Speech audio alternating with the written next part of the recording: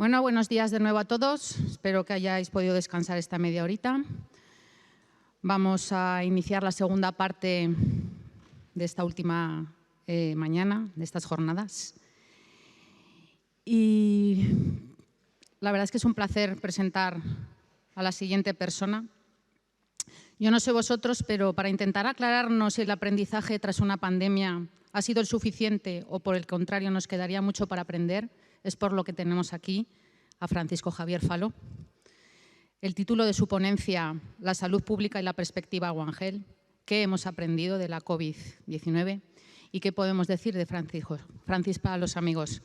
Zaragozano de nacimiento y de sentimiento, licenciado en veterinaria por la Universidad de Zaragoza, otro de los nuestros. Desde 1994 ha desempeñado diferentes puestos directivos del Departamento de Salud.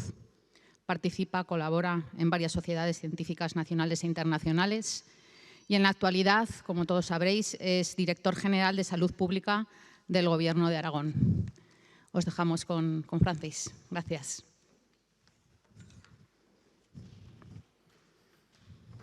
Gracias, buenos días. La verdad es que acongojáis un poco, vistos desde arriba, aunque la mayor parte o muchos de vosotros sois compañeros, compañeras de organización.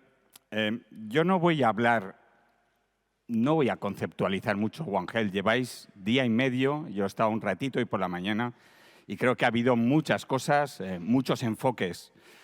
Yo intentaré trasladar algunas referencias, algunas conclusiones de la gestión de la pandemia, que por cierto es una pandemia que no se ha acabado, es una pandemia inacabada, ¿no? Esperemos que no sea la pandemia interminable, pero lo que sí intentaré es que estos minutos podamos compartir una reflexión de aprendizajes. Y también tengo que deciros que son reflexiones personales, pueden ser no compartidas, son reflexiones surgidas de la experiencia más o menos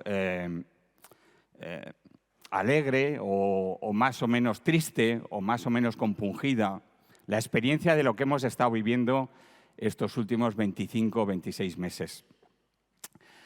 Va a tener 4 partes, en realidad las 3 primeras voy a pasar muy rápido, que va a ser un poco la historia de la pandemia, porque en realidad lo que más me importa es la parte cuarta, que serán las conclusiones. Bueno, ¿cómo éramos antes de la pandemia? Porque parece que se nos ha olvidado cómo éramos antes de la pandemia. Y nosotros voy a hacer una referencia muy rápida a un documento que generamos en 2018 que se llamaba Plan de Salud de Aragón 2030, que recogía ya algunas ideas que me interesa rescatar. Una es ¿por qué moríamos, ¿no? ¿De qué enfermábamos? ¿Cuál era la carga de enfermedad? ¿Cuáles eran las causas atribuibles a las razones por las que enfermamos, morimos? Y este era el dibujo que teníamos, estos son unos gráficos que hacen en la Universidad de Washington sobre cuáles son las causas que hay detrás de la mortalidad. Arriba está España y abajo está Malawi. Pongo Malawi porque es un país con el que nuestro departamento, el Departamento de Sanidad, hace cooperación y me gusta compararlo, ¿no? El color azul son las enfermedades crónicas. Vivíamos, moríamos, enfermábamos por lo que eran las causas clásicas de una sociedad desarrollada, más o menos envejecida. Y esto era lo que nos caracterizaba, ¿no? En Malawi, sin embargo, lo rojizo, lo naranjita, son las enfermedades, digamos, infecciosas, las causas infecciosas en la atribución de la mortalidad, ¿no?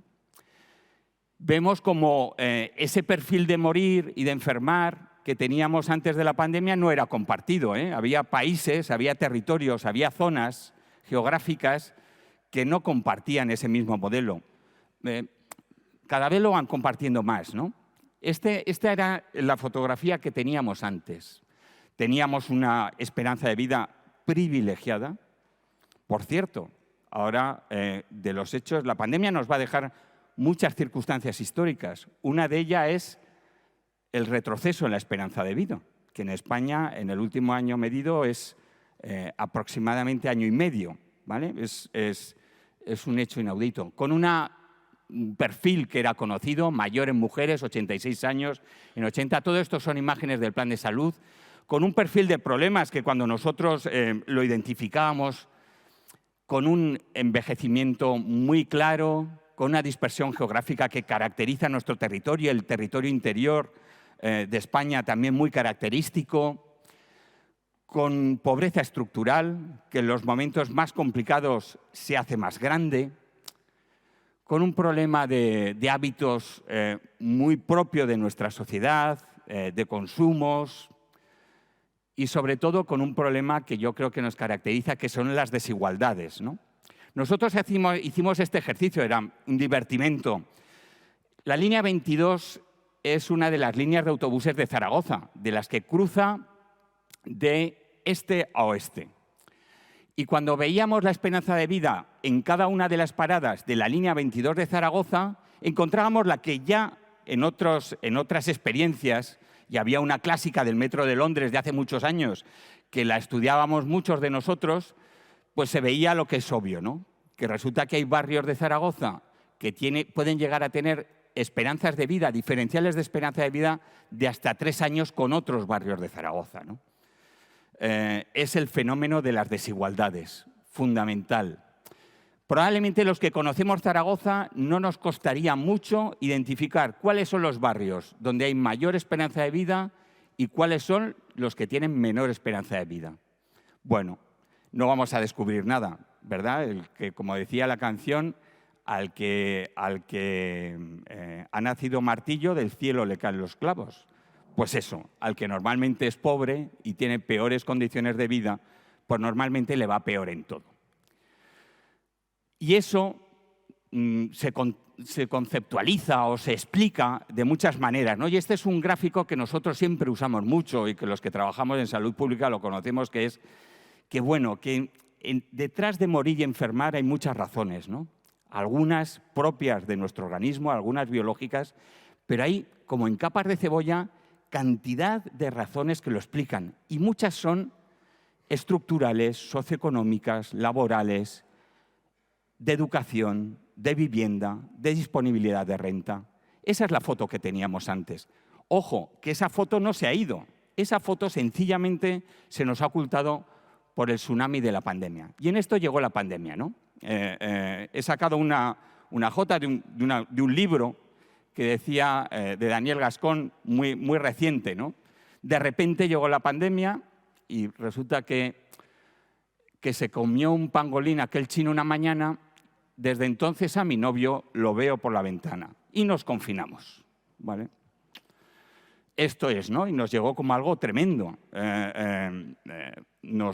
Esa idea del tsunami la hemos repetido muchas veces, ¿no? Muchas personas en muchos ámbitos, ¿no? Esa idea que lo que deja detrás es la incapacidad de responder a algo que se hace de tal magnitud que es difícil de responder, ¿no? Bueno, con las locuras que tuvimos, ¿no? Que algunas yo creo que todavía inexplicables. Yo siempre digo que quedan decenas de años en los que los sociólogos van a tener que investigar para intentar explicar cosas que han pasado, sin duda. Bueno, y si hacemos un repaso rápido, pues es que yo creo que las cifras son de tal magnitud que probablemente nos vuelven a reflejar pues, datos históricos, ¿no? Que espero que al menos los que estamos aquí, y hay gente joven, no volvamos a conocer, ¿vale? Algunos de mayor edad, pues ya espero que no lo conozcamos, pero los más jóvenes espero que también tardéis en volver a reconocernos en una circunstancia como esta, ¿no? Cifras que han sido, antes Nacho también sacaba alguna de ellas, cifras que son, bueno, 428.000 casos confirmados. Seguramente hemos enfermado muchos más. Hace muy poquito los compañeros de Valencia sacaban una publicación en la que hablaba de que más del 95% tenemos anticuerpos o bien vacunales o porque hemos estado infectados, el 75%, 3 de cada 4 presentan inmunidad celular. Yo creo que con el virus, de una manera u otra, ya hemos contactado todos, ¿no? O en su forma salvaje o en su forma de vacunación. Y esto es la imagen de la pandemia, ¿no? La imagen de la pandemia en Aragón. No vamos a discutir si hemos tenido 7, 8 olas, 6, bueno, pues según los sitios, porque además eso no deja de ser un ejercicio teórico. Pero detrás de estas líneas que suben y bajan pues hay sufrimiento, hay enfermedad, hay mortalidad y hay aprendizaje. Y hay aprendizaje, algunos de los aprendizajes que tienen que ver con lo que veíamos antes, ¿no? La primera onda yo creo que se nos caracteriza, yo creo que todos los que hemos gestionado la pandemia, además es la que recordamos probablemente desde un punto de vista emocional como la más tremenda. Primero, quizá porque fue cuando llegó y cuando toda la población éramos susceptibles y porque llevó una carga de muerte y de enfermedad muy tremenda, ¿no? Yo creo que se caracterizó, como muy bien todos recordáis, por la incapacidad de tener EPIs, de tener equipos de protección individual en el ámbito sanitario y social. Aquello convertía cada una de nuestras intervenciones en circunstancias dramáticas, casi heroicas en algunos aspectos, y aquella fue una onda que estaba fundamentalmente en el ámbito hospitalario y residencial, ¿no? Pero después de cada una de ellas hemos tenido aprendizajes. Nosotros aprendimos de la segunda y la tercera, pues cómo la transmisión de las enfermedades tiene que ver mucho con la precariedad laboral, con las circunstancias en las que se trabajaba, ¿no? Esos picos extraños que había tenía que ver con los brotes que tuvimos en los mataderos, ya que hay compañeros y compañeras que estabais en aquel momento en las industrias cárnicas, que sabéis perfectamente hasta qué punto se daba una transmisión ligada no tanto a veces a la industria en sí, sino a las circunstancias sociales que rodeaban el trabajo en estas industrias, ¿no? En estos entornos laborales. Hablamos de los temporeros, pero después empezamos a tener más aprendizajes, ¿no? Aprendimos que esa distribución que antes veíamos de barrios, antes no me he fijado, uno de los barrios donde la esperanza de vida es menor en Zaragoza es el barrio de Delicias. Curiosamente, en el verano de 2020 fue uno de los barrios más golpeados. Delicias, Universitas, Bombarda, y no es casualidad. Es uno de los barrios que tiene mayor densidad de población, más gente por kilómetro cuadrado. Pero es más, es uno de los barrios que además caracteriza que las unidades, las viviendas, la media de persona que vive por vivienda es de las más altas de Europa. Bueno, son historias que nos tienen que hacer aprender, ¿no? Y luego cada una ha tenido sus peculiaridades, ¿no? Tuvimos la que golpeó especialmente a la población juvenil, demonizamos a la población juvenil, quien en esos momentos no hablaba mal de nuestros hijos, hijas, sobrinos que enloquecidos salían a beber. Bueno, es ese mundo de la atribución de culpas y de responsabilidades que a veces es tan complicado. En ese mismo momento, ojo, los adultos también disfrutábamos o disfrutaban lo que podían, ¿vale? Pero es verdad que la pandemia también ha dejado sus claroscuros, ¿no? En esos mensajes que hemos ido lanzando. Sobre todo la penúltima y la última, o la antepenúltima y la penúltima, quizá han sido las más sorprendentes porque nos llegaron en un momento en el que pensábamos, quizá tuvimos la culpa en la transmisión de la información, que la vacuna ya nos había sacado, ¿no? De esto. Y la última, de hecho, esa que aparece al final tan tremenda, que hace que las escalas de las anteriores se reconfiguren, pues vuelve a dejarnos otro hecho histórico, ¿no? No había hasta el momento, desde que tenemos registros epidemiológicos, ninguna enfermedad que nosotros registráramos cuya transmisión alcanzara el 5-10% de la población cada semana. Eso era si me permitís, una pasada, sencillamente una pasada. Y el sistema sanitario, que ha estado tenso durante 20 y pico meses, pues se le rompieron las costuras, ¿no? En algunos elementos, fundamentalmente en la primaria. Bueno, después de eso, ¿qué? Vamos rápido. Seguimos en la pandemia, ¿eh? Hay muchos gráficos, seguimos en esa fase pandémica.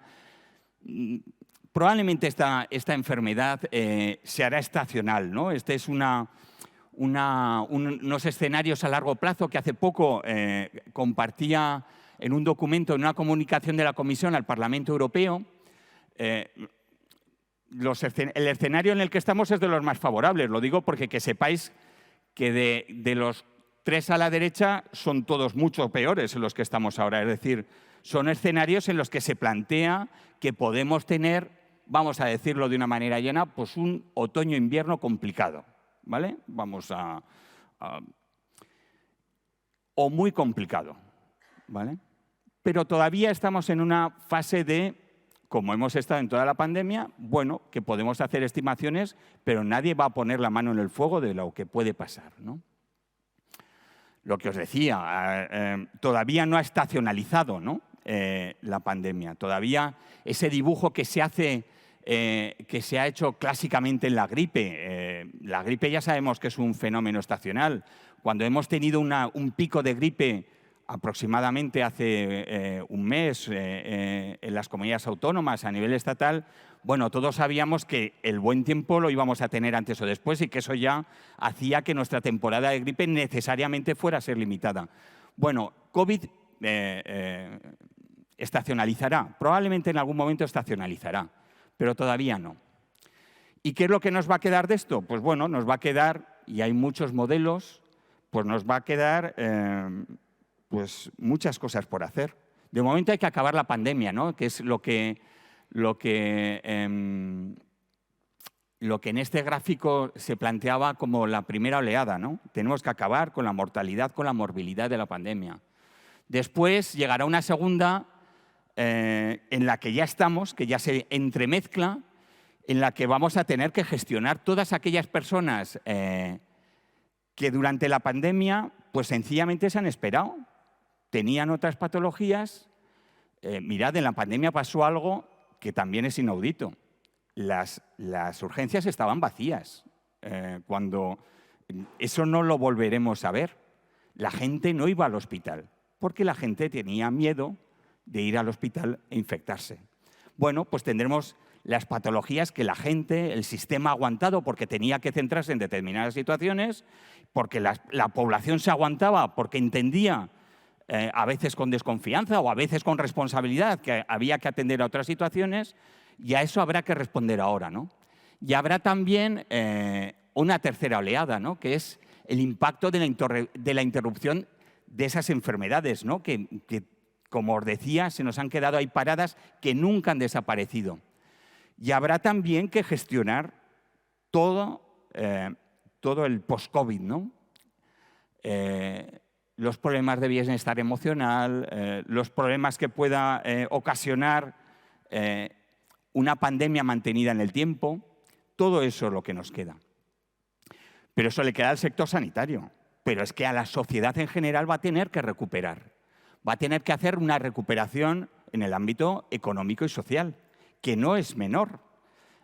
Durante toda esta gestión de pandemia hemos estado con un debate que a veces se decía si era falso o no era falso, sobre el binomio economía y salud, ¿no? Y siempre, incluso en algunos momentos, se nos producía el enfrentamiento de hasta qué punto las decisiones que podíamos tomar desde las administraciones sanitarias eran eran limitantes para la economía. Sin duda lo han sido.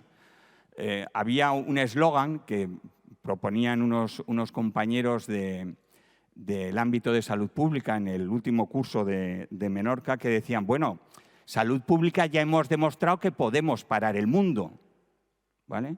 Y es verdad, hemos parado el mundo. Os contaré la segunda parte de la frase al final. Y todo esto se tiene que recuperar, ¿vale? Bueno, ¿qué hemos aprendido? ¿Qué hemos aprendido o qué me parece a mí que hemos aprendido? Bueno, esta pandemia yo creo que nos ha cambiado como sociedad. Bueno, la sociedad ya estaba cambiando antes, ¿eh? Ya tenía un ritmo de transformación curioso. Mirad, esta es una fotografía que circulaba mucho en las redes sociales y esto fue el nombramiento del Papa en el 2005 y en el 2013, ¿vale? Muere Juan Pablo II, nombran al general Ratzinger, al cardenal, Ha sido una ideofuga, perdonadme. Espero que no me traicione más la cabeza. Y en este periodo de 8 años, porque después llegó el Papa Francisco en el 2013, esta era la diferencia, ¿no? De repente, la población que estaba atenta, yo no sé dónde se tenían las manos cuando no se tenía móvil, no sé si las llevábamos en el bolsillo o no sabíamos qué hacer con ellas, ¿no? Pero ya estábamos en una situación de transformación, ¿no? Por eso os digo que la pandemia va a cambiar muchas cosas, pero ojo, no todos los cambios son atribuibles a la pandemia. Ya había circunstancias que como sociedad nos estaban cambiando, ¿no?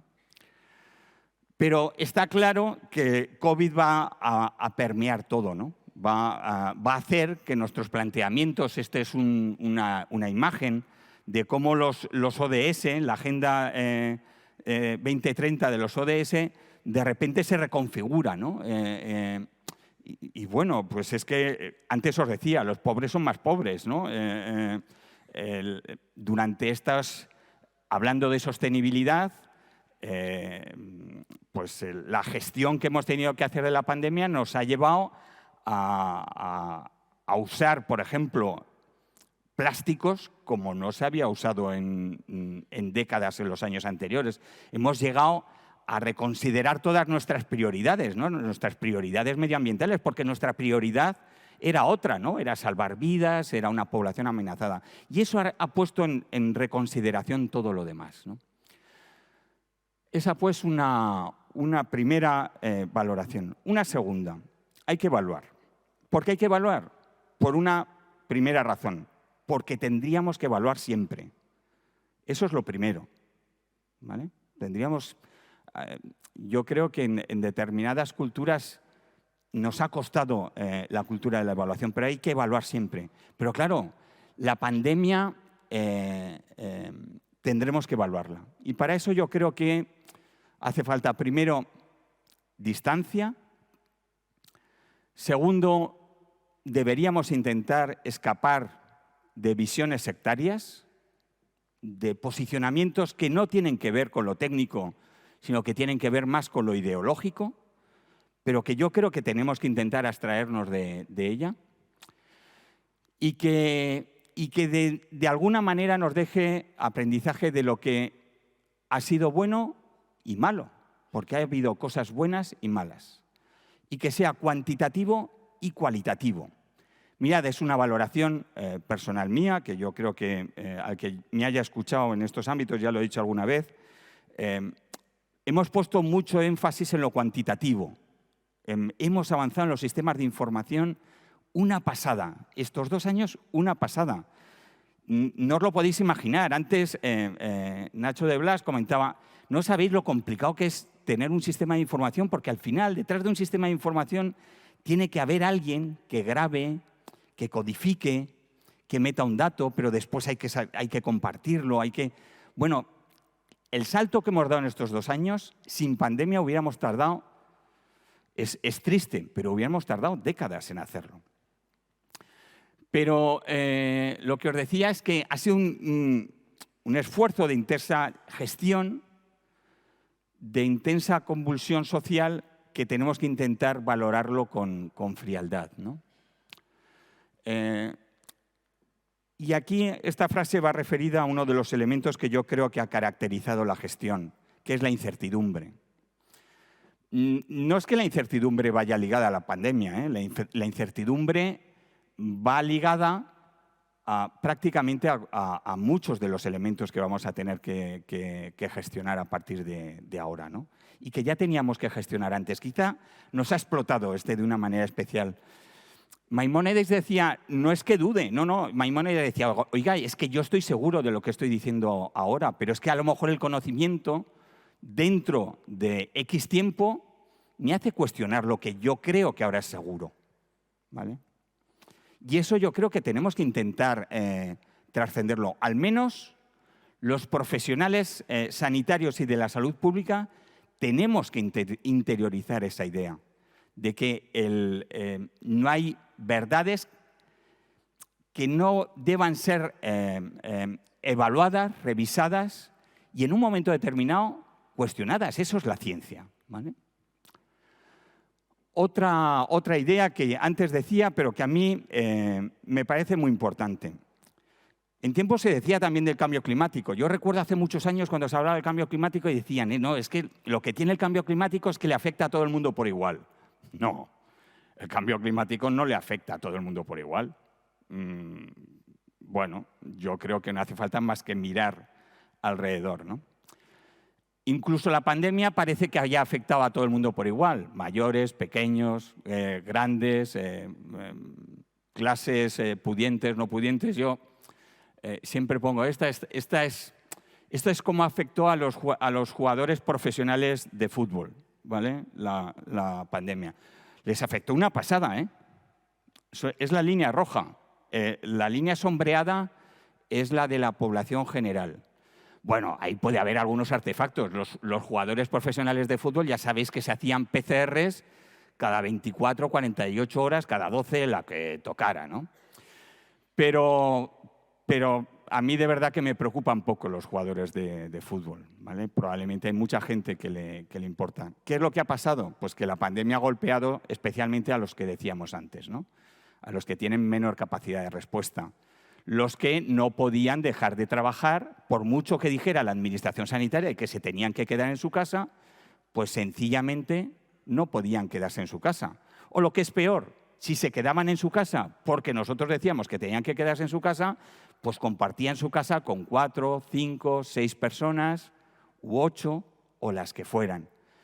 Y a lo mejor, si cogían COVID, como todos habréis vivido esa experiencia, pues los echaban del trabajo, pues porque no les renovaban el contrato, por la razón que fuera, ¿no? Y la pandemia ha afectado especialmente a gente de mayor edad vulnerable. Y sigue afectando, ¿eh? Yo creo que hay algo que tendremos que revisar. Ayer, en una conversación que teníamos nosotros en el departamento, me decían que hay residencias que todavía siguen aislando durante periodos muy largos de tiempo a sus mayores. Bueno, es necesario seguir haciendo esto para el que me voy a atrever a hacer algunas valoraciones personales. Uno quizá de los momentos personalmente más emocionales es cuando un anciano, y alguno me lo habréis oído contar alguna vez, un anciano en un pueblo de Teruel se le confina en su cuarto porque había un brote en su residencia, sale, aparece otro caso en la residencia, se le vuelve a confinar en su habitación y se suicidó, ¿vale? Es un detalle. Probablemente para su familia es una tragedia. Pero quizá no debemos olvidar esos casos particulares que nos deben ayudar a reflexionar que no todo el mundo tiene esa capacidad de respuesta que a lo mejor podemos tener los que estamos aquí sentados. Bueno, hay que reforzar los mecanismos de cohesión social. Uno de los grandes cuestionamientos que ha habido, que es un debate que no está cerrado, pero que creo que tendremos que avanzar como sociedad, es hasta qué punto se debe contrapesar lo individual y lo colectivo. ¿Hasta qué punto, no? Y hasta qué punto merece la pena. Como sociedad tendremos que decidirlo. Y tendremos que decidir sobre eso. Y no deberán ser las autoridades sanitarias. Tendremos que identificar qué queremos como futuro social si lo que queremos es que en un momento determinado podamos dotarnos de medios para socialmente estar mejor o si va a pesar determinados derechos. ¿Por qué? Pues porque ya sabéis que hemos tenido controversias, ¿no? El de la derecha era un juez que en un momento determinado habló de los cursillos que tenían los epidemiólogos bueno, pues a la hora de tomar decisiones. Los epidemiólogos, la mayor parte de ellos tienen la especialidad de medicina preventiva y salud pública. Por cierto, estos días se está hablando mucho de que quedan plazas de MIRes vacantes en atención primaria. En Aragón no se ha cubierto ninguna plaza de MIR de preventiva y de salud pública. Y el 50% de las plazas de MIRes de preventiva y salud pública a nivel estatal han quedado vacías. Es decir, esto iba a decir, no le importa a nadie, no vamos a ser injustos, pero joder, qué poco le importa a la gente, ¿no? O sencillamente tiene ofertas fuera que le resultan más atractivas, ¿no? Socialmente más atractivas. Bueno, pues tendremos que ver si tenemos que dotarnos de leyes, ¿no? De amparo jurídico, de esquemas, pero al final como sociedad de modelos que nos ayuden a mejorar más lo común frente a lo individual. Bueno, yo soy un convencido del sistema público de salud. Entonces, si algo ha quedado en evidencia es que de esta pandemia nos ha sacado adelante el sistema público de salud. Y el sistema social. Esta es una foto que algunos le tenemos mucho cariño, es de Barbastro. Salió en el New York Times, la sacaron en foto del New York Times y era la alegría que tenían las profesionales, las compañeras de enfermería de Barbastro cuando se puso la vacuna, ¿no? Que probablemente incluso se nos ha olvidado la vacuna. Incluso ahora ya y dice, joder, no me vacunéis más. El otro día estaba con un compañero de trabajo y me decía, otra dosis, no era neumococo, ¿eh? Decía, pero ahora neumococo, ¿también me tengo que vacunar de neumococo? Ya no sabes, a la gente ya no sabes cómo explicarle que hay que vacunarse. Yo también puedo entender que la gente esté hasta en las narices de vacunarse, ¿eh? Yo soy el primero que puedo entenderlo. Pero de verdad que el futuro de la gestión de nuestros problemas pasa por tener servicios públicos de salud y sociales potentes. Otro aprendizaje obvio. Habéis estado viéndolo durante día y medio, ¿no? El mundo no tiene barreras, ¿no? Cuando estábamos en aquellas fases de contención iniciales en diciembre, venga, vamos a aguantar. Por cierto, las fases de contención que en algún momento se plantearon o se criticaron, funcionaron con otros gérmenes anteriormente. No era un esfuerzo baldío, fue un intento. Está claro que no había capacidad de contención, sobre todo en procesos respiratorios con semejante capacidad de transmisión. Y porque es verdad que el control de las fronteras sencillamente no existen. Podemos hablar de control de fronteras, pero las fronteras en muchos casos no existen, no hay esa capacidad de contención, ¿no? Y esto nos vuelve a esa idea que se manejaba, ¿no? Ese viejo eslogan de la OMS, ¿no? Hay que pensar globalmente. Cualquier esfuerzo ahora, pero ahora puede ser la viruela, pero pasado mañana puede ser cualquier problema. Hace 2 años era Zika, ahora chikungunya. Bueno, da igual de lo que hablemos, ¿no? De los vectores, ¿no? Da igual. Tampoco podemos poner puertas a esa realidad que nos rodea. Otra idea que a mí me parece importante. Con todo esto que hablamos, es que no cabe el futuro, no cabe plantearnos una sociedad saludable y una sociedad que mejore con mayor bienestar sin incorporar la idea de salud en todas las políticas, de One Health, llamémosle como queramos, ¿vale? Y a propósito de esto, un comentario. Ya sé que este es un congreso de One Health, una reunión de One Health, pero iba a decir, pero esto nuevo aporta regular, ¿vale? ¿Por qué? Porque mujeres como Amparo Poch, que era una médico zaragozana, que por cierto antes fue maestra, porque su padre no le dejaba hacer medicina, y le dijo que tenía que hacer antes, tenía que estudiar algo propio de lo que se entendía en aquel momento era más afín a las mujeres, o Virchow, entendían simplemente que la idea de One Health es la idea de tener la mente abierta. One Health, salud en todas las políticas, los ODS, es tener la cabeza abierta. Es interpretar que cuando tenemos una enfermedad o tenemos una muerte, hay que buscar la causa de las causas, lo que hay detrás. Y eso ha sido consustancial al concepto de salud desde hace muchos siglos. Con esto no quiero decir que One Health no sea una idea a manejar. Es muy potente y tiene una virtud, que es que vuelve a poner una vez más sobre la mesa, con esa denominación, la mirada a lo importante. Y la mirada a lo importante es que tenemos que contemplar una idea de salud amplia, más allá del sistema sanitario. El sistema sanitario es muy importante, pero no deja de ser un determinante más de la salud de la población. La población vivimos más, vivimos mejor, vivimos más años, pues cuando tenemos mejor renta, como os decía antes, cuando vivimos en buenas casas, cuando tenemos un entorno que es saludable, cuando nuestro entorno urbano nos lo hace mejor, cuando tenemos amigos, cuando tenemos familia que nos arropa, cuando respiramos un aire, yo no voy a decir puro, porque eso es, bueno, razonable, ¿no? Cuando tenemos zonas verdes, cuando estudiamos, cuando tenemos educación. Eso es lo que nos configura, eso es lo que nos hace importante. Cuando vacunamos, cuando tomamos agua potable, eso es importante.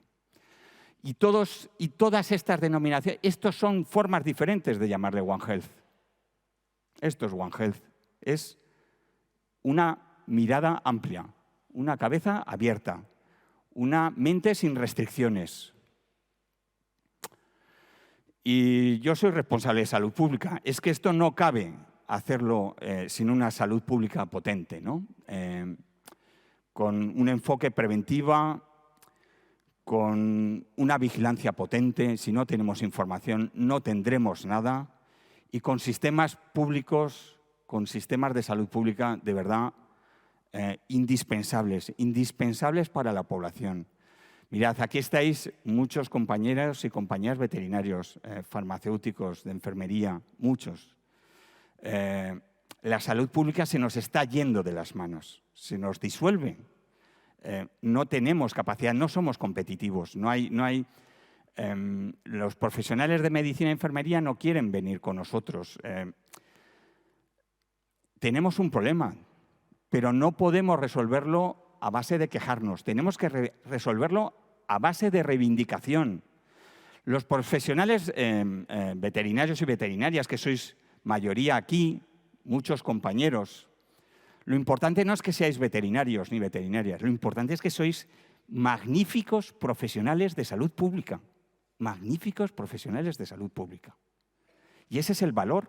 Y eso es lo que tenemos que ser capaces de construir. Pero tenemos que construir una salud pública donde haya muchos ámbitos profesionales, mucha capacidad de trabajo, mucha profesionalidad y mucho futuro, ¿no? Estos son los presupuestos de salud pública. Bueno, es un 1,7% del presupuesto del Departamento de Sanidad, ¿vale? Los presupuestos de una comunidad autónoma siempre suelen tener este peso, ¿no? Mucho en la sanidad, en educación, suelen ser siempre presupuestos muy sociales porque tenemos las competencias. Pero nos queda recorrido, ¿no? Nos queda recorrido y yo creo que esto es algo en lo que tenemos que trabajar. Una última reflexión, voy rápido, una última reflexión. Bueno, es que a mí me parece fundamental, ¿no? Todo lo que tiene que ver con el conocimiento y con el aprendizaje, ¿no? Probablemente tengamos que replantearnos los procesos de aprendizaje pregrado, posgrado y de profesionalización. Porque, perdonad, con todo el respeto del mundo, de One Health no se habla en ningún sitio. No hay muchas, no sé, igual tendría que repasar o revisar ahora los planes de pregrado, pero yo creo que no se habla mucho. Es verdad que cada vez más se incorporan a formaciones posgrado, a máster, a cursos, pero tenemos que revisarlo, ¿no? Y sobre todo yo creo que estamos en un momento en el que cuestionamos todo el mundo opina y no todo el mundo tiene conocimiento para opinar. Pero socialmente a todos les atribuimos la misma categoría. Y eso es un problema. Como sociedad no lo tenemos solo en el ámbito salud o en el ámbito COVID. está general. Nosotros hemos llegado allí y nos hemos encontrado lo que pasa en otros muchos ámbitos, que es ese ámbito de la información rápida, del desconocimiento, de la opinión. Mirad, hace muy poquito, teníamos una reunión con nosotros, con empresarios, y uno de ellos nos decía que, por eso he puesto esta imagen, uno de ellos decía que Obama vino en el 2018 y cuando se juntó con un grupo de empresarios le preguntaron, bueno, ¿qué es lo que le parece a usted que son los grandes retos sociales para las próximas décadas?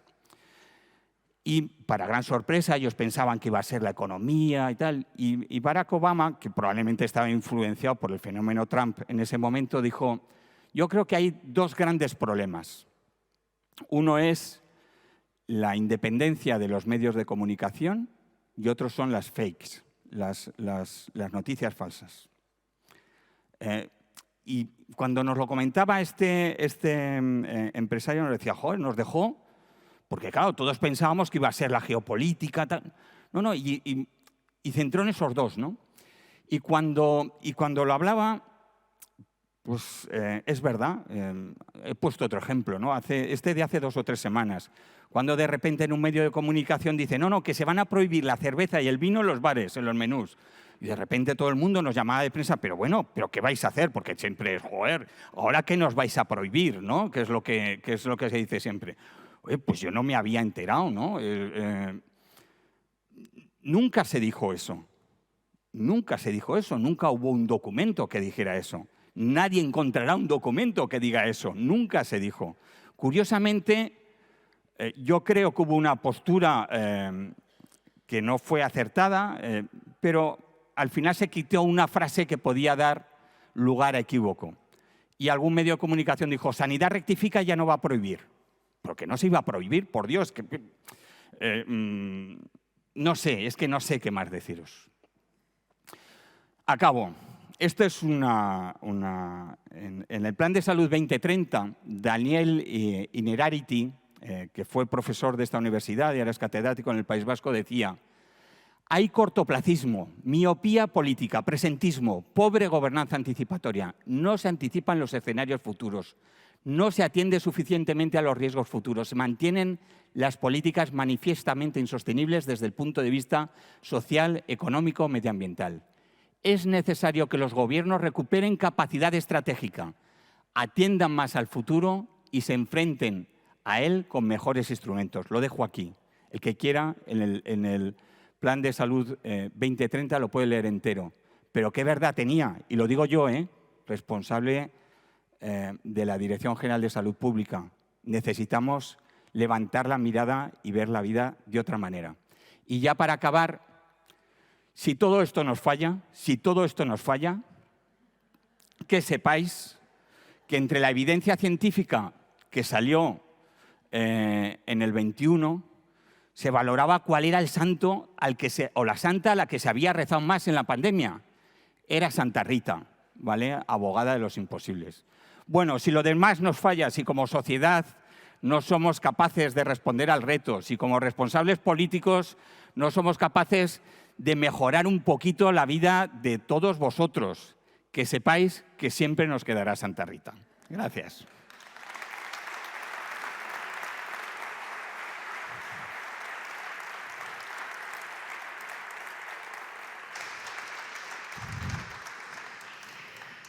Muchas gracias, Francis. Tenemos 3 preguntas para ti.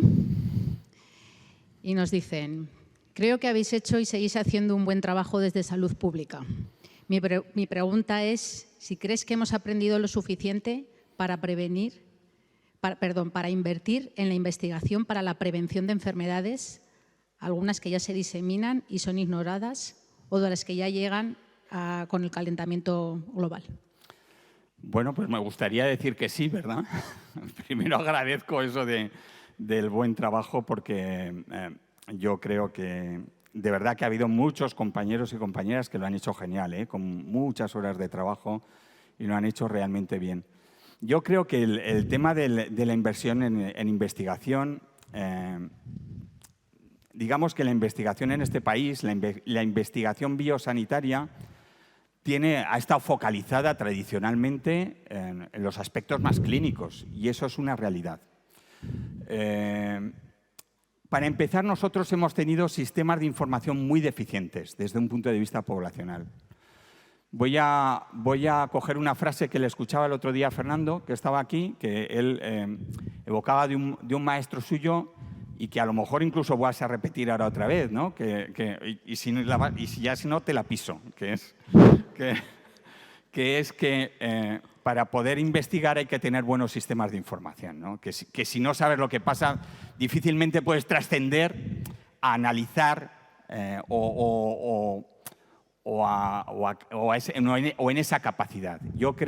Quiero pensar que el futuro es mejor, porque yo creo que algunos avances que hemos hecho en estos últimos meses son muy importantes, sobre todo en sistemas de información. Siguiente pregunta. Está demostrado que la transmisión por aerosoles de la COVID es la forma más frecuente de contagio. ¿Se van a adoptar medidas en los lugares de más riesgo para disminuir esta forma de contagio?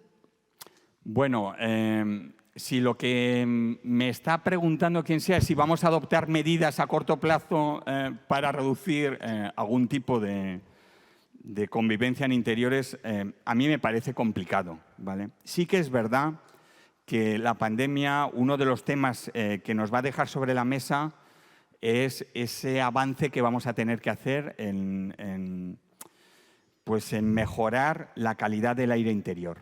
Ya era un debate previo que existía, pero que sin duda nos lo va a poner acentuado. No tanto por gestionar la pandemia en estos meses, espero que sean meses que nos queden, ¿no? Sino porque yo creo que el problema de la gestión del aire interior tiene que ver no con COVID, sino con un montón de enfermedades transmisibles. Desde hace mucho tiempo sabemos que la estacionalidad de una enfermedad no solo depende del tiempo del invierno o del verano, depende que estamos más dentro, estamos en entornos interiores, ¿no? Y también vamos a tener que hacer, ese probablemente es uno de los retos que tendremos que acometer dentro de los próximos años, que es mejorar, dotarnos de herramientas y de referencias para mejorar la calidad del aire interior. Muy bien, vamos con la última. La situación de la pandemia ha obligado a tomar decisiones dificilísimas. Desde el trabajador del hospital, las decisiones tomadas desde salud pública muchas veces no han tenido en cuenta si eran viables desde el hospital, como por ejemplo recursos materiales, personales. ¿Qué opinas de esto? Bueno, fijaros que uno de los problemas y eso lo cuento como experiencia personal, es que yo creo que muchos hemos estado trabajando y muchos hemos tenido la sensación como que trabajábamos solos, ¿no? El entorno hospitalario ha vivido una presión enorme y al mismo tiempo que la presión era tan tremenda, se producía un aislamiento del entorno, ¿no? Yo muchas veces digo que nosotros nos confinamos en el departamento. Yo no me confiné en casa, me confiné en el departamento de sanidad. Y probablemente la interconexión era mucho mayor de lo que era, ¿no? Pero sí que es verdad que a veces se ha producido incomprensión entre los diferentes ámbitos de la decisión. Siempre ha pasado, ¿eh? No os creáis que esto es un fenómeno de la pandemia. Quizás se ha agudizado por la tremendidad, ¿no? de las circunstancias. Pero siempre los escenarios asistenciales de salud pública, los sociales, a veces hemos estado muy estancos, poco permeables. Quizás sea otra de las cosas que nos tengamos que hacer mirar. Pues no habiendo más preguntas. Pues muchas gracias. Gracias por tu intervención.